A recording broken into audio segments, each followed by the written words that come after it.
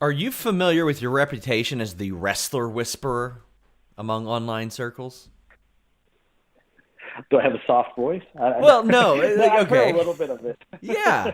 I mean, Leo Is it like the Rush. Seinfeld thing, the whisperer talker? Yeah, I mean, Leo Rush, upon leaving WWE, had a certain reputation. I can tell you, in my experiences with him, he's been great. He's awesome. He's really ambitious. Yeah. He's an entrepreneur. He does a lot of great things. But there have been some people that have come into MLW that maybe didn't have the best reputation, and we have seen them have outstanding MLW careers and seem very easy to work with and very good to work with. And without naming names, there have been a lot. Like, I could probably name a half a dozen off the top of my head.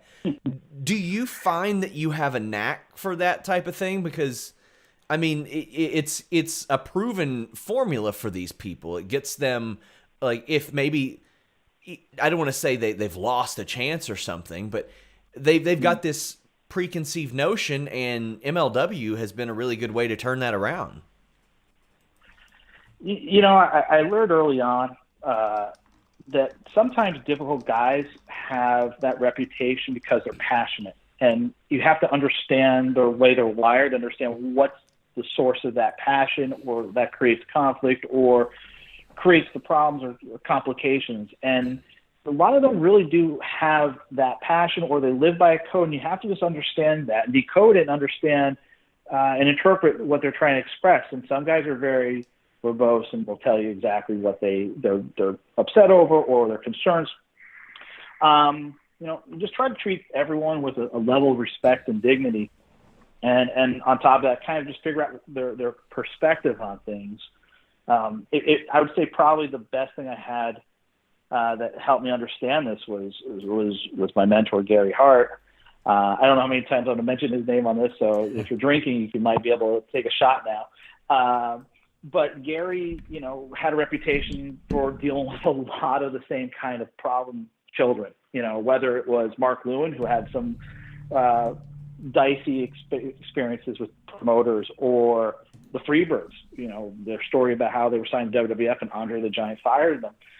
He had his hands full of problem children. And so you just have to kind of learn as a matchmaker and booker how to engage those guys and realize you both got to get something out of this. So you got to have this positive outcome of this, or what are we doing here? And just try to make it the most enriching experience, so that by the end of that tour of duty, whether it's an end of a contract or 4 bookings that you've committed to, the outcome is the fans get a satisfied ending.